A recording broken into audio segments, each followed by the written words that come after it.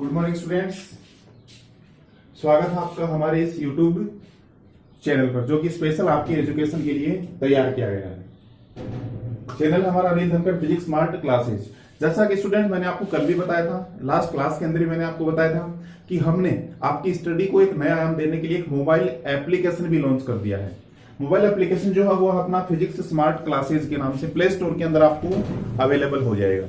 Play store में आप search करोगे ना फिजिक्स स्मार्ट क्लासेस, आपको वो सफरिंग उसमें सर्चिंग में मिल जाएगा।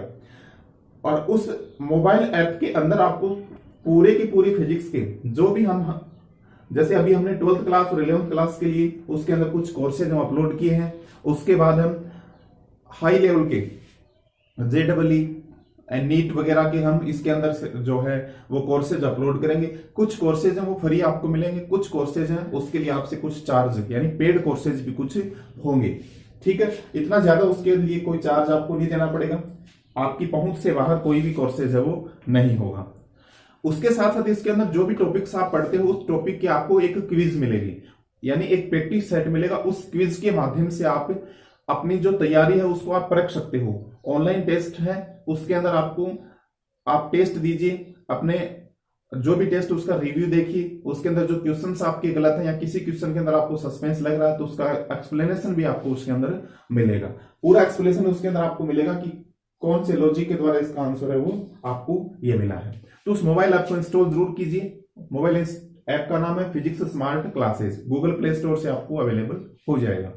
तो देखिए, हम बात कर रहे हैं कक्षीय इलेक्ट्रॉन के चुंबकीय आघूर्ण की। कोई भी इलेक्ट्रॉन है वो किसी परमाणु की जो कक्षा होती है वो कैसी होती है, वर्ताकार। उस कक्षा के अंदर चक्कर लगाता है। मैंने उस कक्षा को उठा के यहां रख दिया, मान लो इस प्रकार से वो इलेक्ट्रॉन है। इलेक्ट्रॉन को हम बाद में बात करें, पहले हम आवेश की बात कर लेते हैं, क्यू की। तो उसके अंदर देखो क्या होगा कि जब वर्ताकार पथ में वो गति करेगा तो इलेक्ट्रॉन जो सीधा सीधा हमें जानते हैं कि वो चक्रण गति करता है। चक्रण गति के साथ साथ उसके अंदर देखो एक प्रकार से चुंबकीय आघूर्ण भी उत्पन्न हो जाता है, यानी वो चक्रण गति तो करता ही है, साथ साथ उस गति के कारण उसके अंदर क्या उत्पन्न हो जाता है, चुंबकीय आघूर्ण। और उसकी वैल्यू हम फाइंड करना चाहते हैं और चुंबकीय आघूर्ण को हम किससे लिखते हैं, कैपिटल M से लिखते हैं। अंडरस्टैंड? तो देखिए हम स्टार्ट करते हैं। सबसे पहले मेरे को एक बात बताओ, विद्युत धारा की परिभाषा क्या होती है? क्योंकि आवेश जब गति करेगा तो धारा उत्पन्न होगी। विद्युत धारा की परिभाषा क्या होती है? आवेश बटा समय। आवेश बटा समय। धारा को मैं लिख लेता हूं एक बार I बराबर आवेश क्या मान लो Q लिया हमने एक बार यहाँ पे, अपॉन समय मैंने क्या मान लिया T। ठीक है, हालांकि हम एक आवर्तकाल की बात करेंगे तो स्मॉल t है, ये क्या हो जाएगा, कैपिटल T हो जाएगा। I बराबर क्या हो गया, Q अपॉन T। इसको मैं लिख लेता हूं समीकरण 1। चूंकि हम ये भी तो जानते हैं, क्योंकि चुंबकीय आघूर्ण जो होता है M बराबर होता है NIA। पीछे हमने पढ़ा था, कोई भी वर्ताकार कुंडली है या कैसी भी कुंडली, उसके अंदर I धारा प्रवाहित हो रही है, N उसमें फेरों की संख्या है, A उस फेरे का क्षेत्रफल है, तो क्या हो जाएगा, M इक्वल टू क्या हो जाएगा, NIA। इसको मैं लिख लेता हूं समीकरण नंबर 2। समीकरण 1 से I का मान हम समीकरण 2 में रख देते हैं।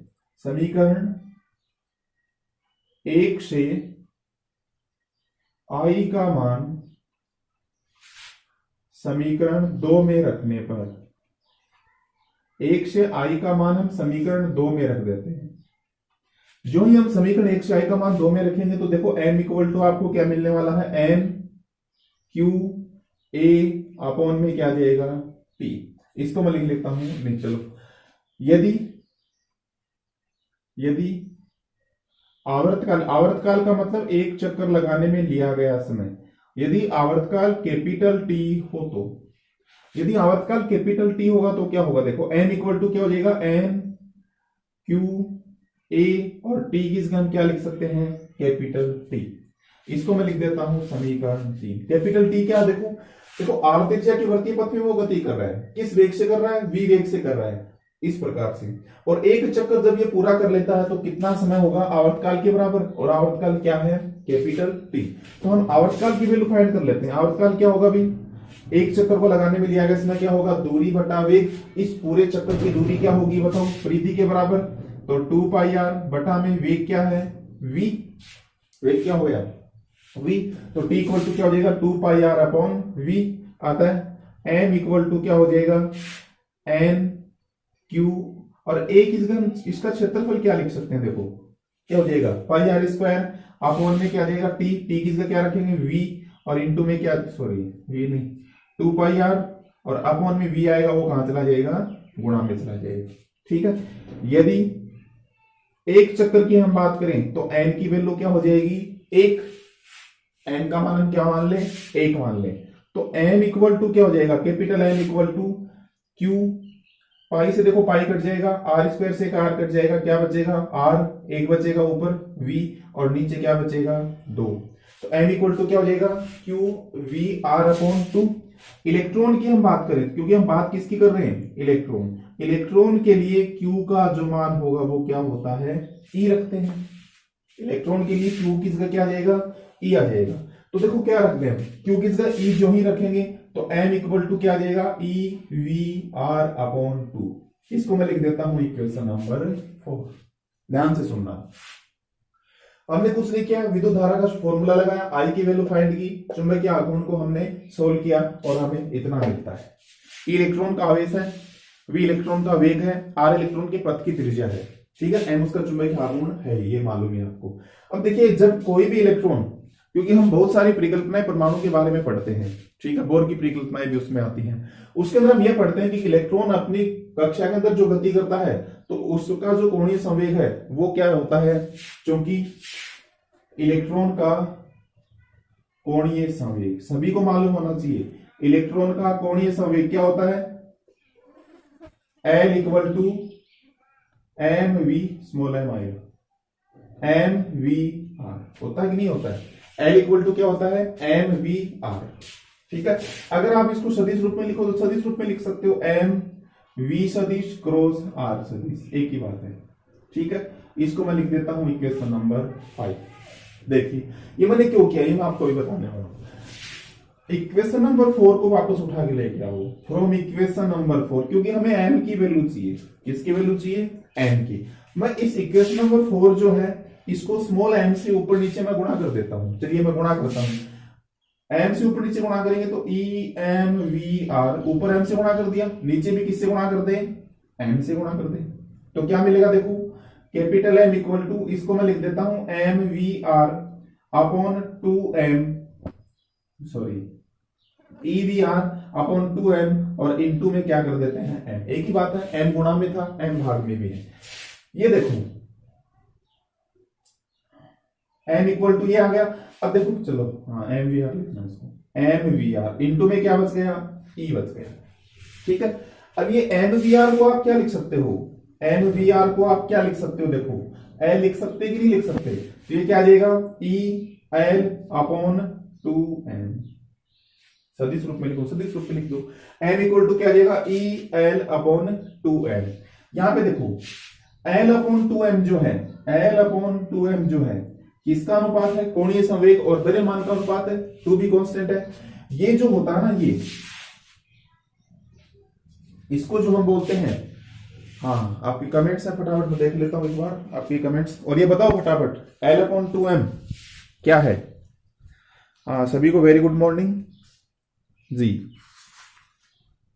हाँ छठ चुंबक का चुंबकीय आघूर्ण हम पढ़ चुके हैं।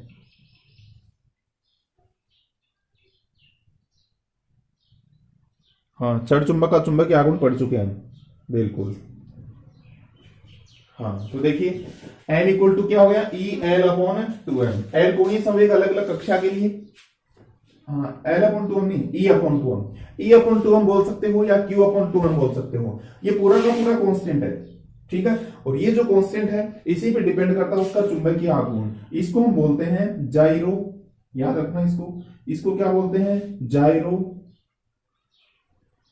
चुंबकीय अनुपात, क्या बोलते हैं इसको, जाइरो चुंबकीय अनुपात। यानी इलेक्ट्रॉन के मान लो या किसी आवेशित कण के आवेश और 2m का जो अनुपात है उसको हम क्या कहते हैं, जाइरो चुंबकीय अनुपात। क्या बोलते हैं इसको, जाइरो चुंबकीय अनुपात, याद रखना इस वर्ड को। ठीक है, तो m इक्वल टू तो ये आ गया, लेकिन ये पूरी वैल्यू हमें अभी नहीं मिली है, यहां तक भी सही है, इसके आगे भी हम इसको सोल्व करेंगे।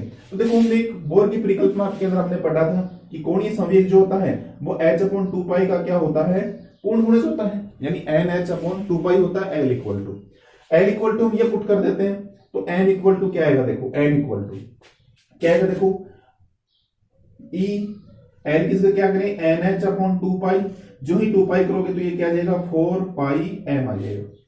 देखो एल किसका क्या पुट करोगे, एच अपॉन 2 पाई, एन एच अपॉन 2 पाई, 2 ऑलरेडी था, एम भी ऑलरेडी है, ई ऑलरेडी है।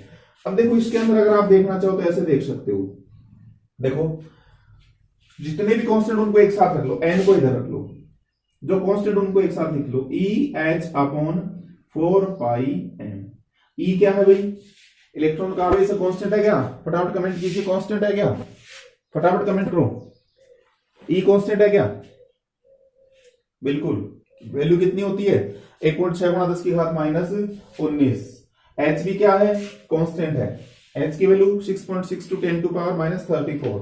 एम इलेक्ट्रॉन का द्रव्यमान है 9.1 into 10 to power minus 31 in kilogram, in KG में है ये वैल्यू। ओके, तो अगर हम इसकी बात करते हैं तो ये क्या आ गया, देखो कांस्टेंट आ गया पूरा का पूरा, और इसको हम एक नया कांस्टेंट बोलते हैं। और ये जो कांस्टेंट है ये क्या होता है, देखो एम इक्वल टू क्या होता है, n mu b, mu b है ये, और म्यू बी की वैल्यू है वो ये है ई एच अपॉन 4 पाई एम। तो एम इक्वल टू क्या आ गया, एन म्यू बी, यानी हम क्या कह सकते हैं कि इलेक्ट्रॉन का जो चुंबकीय आघूर्ण है वो म्यू बी का क्या होता है, पूर्ण गुणज होता है। और ये जो म्यू बी है, ये मैं लिख देता हूं, ये जो म्यू बी है ये क्या कहलाता है, बोर मैग्नेट्रॉन कहलाता है। क्या कहलाता है ये, बोर मैग्नेट्रॉन। इस म्यू बी को क्या बोलते हैं, बोर मैग्नेट्रॉन। और इसकी जो वैल्यू, अगर आप इसकी वैल्यू इसके अंदर आप रखते हो, ई की रखते हो, एच की रखते हो, पाई की रखते हो, एम की रखते हो, तो इस म्यू बी की जो वैल्यू आती है वो आती है 2.42 और 10 to power minus 42 ampere metre square. चुंबकीय आघूर्ण का मात्रक क्या होता है, एम्पियर मीटर स्क्वायर। 42 सॉरी 9.2 आएगा, 9.2 और इसकी power 24 ampere metre square. Bohr magnetron जो है उसकी वैल्यू क्या होती है, 9.2 10 to power minus 24 ampere metre square. ये क्या होता है, बोर मैग्नेट्रॉन। अब अगर बात करते देखो एन यहाँ पे क्या कक्षा की संख्या है, एन की वैल्यू आप 1 रखोगे, एम की वैल्यू क्या आएगी, म्यू बी आएगी, म्यू बी की वैल्यू आपको मालूम है। यानी इलेक्ट्रॉन की पहली कक्षा में जो इलेक्ट्रॉन है उसका चुंबकीय आघूर्ण है वो इतना होगा, ठीक है। अगर एन की वैल्यू आप क्या पुट करते हो, 2 पुट करते हो, जो ही एन की वैल्यू आप 2 पुट करते हो, एम की वैल्यू आती है 2 म्यू बी, यानी इसका डबल हो जाएगा, जस्ट ट्वाइस हो जाएगा इसका, ठीक है। ऐसे तीसरी कक्षा के इलेक्ट्रॉन का चुंबकीय आघूर्ण ज्ञात कर सकते हो, चौथी कक्षा का चुंबकीय आघूर्ण आप ज्ञात कर सकते हो, किसी भी कक्षा में उपस्थित इलेक्ट्रॉन जो है जो गति कर रहा है उसका चुंबकीय आघूर्ण वो आप ज्ञात कर सकते हो। तो ये था हमारा आज का टॉपिक। अगर किसी प्रकार से किसी कोई भी प्रॉब्लम आपकी है तो फटाफट आप कमेंट कीजिए, मैं आपके कमेंट्स के रिप्लाई है वो दे रहा हूं। फटाफट 5 सेकंड के अंदर आप अपनी समस्या को कमेंट के अंदर आप लिख कर मेरे को सेंड कीजिए फटाफट। तब तक मैं आपको बता देता हूं कि हमारे जो फिजिक्स स्मार्ट क्लासेस का जो यूट्यूब चैनल है, इसके साथ साथ हमारे फिजिक्स स्मार्ट क्लासेस के नाम से मोबाइल एप्लीकेशन भी है वो लॉन्च हो गया है। 21 मई को एप्लीकेशन लॉन्च हुआ है, उसके अंदर लगातार हम कोर्सेज है उनको डाल रहे हैं। कोर्सेज अभी आपको शो नहीं होंगे, जब भी आपको कोर्सेज शो होंगे आप उनको परचेज कर सकते हो। कुछ कोर्सेज फ्री भी है, उनको परचेज करने की भी जरूरत नहीं है। कुछ कोर्सेज फ्री है, कुछ कोर्सेज मामूली कीमत के ऊपर आपको अवेलेबल होंगे। क्विज आपको फ्री मिलेंगे, सारे के सारे जितने भी क्विज हम उसके अंदर डालेंगे, जितने भी टेस्ट सीरीज हम डालेंगे, प्रत्येक टॉपिक की, प्रत्येक चैप्टर की, प्रत्येक यूनिट की और पूरी बुक की, हम जो भी क्विज डालेंगे उस क्विज के लिए आपको किसी प्रकार का कोई चार्ज नहीं देना है। क्विज एकदम फ्री रहेंगी, उसको आप कितने भी बार अटेम्प्ट कर सकते हो और अपनी जो तैयारी है उसको आप जांच सकते हो।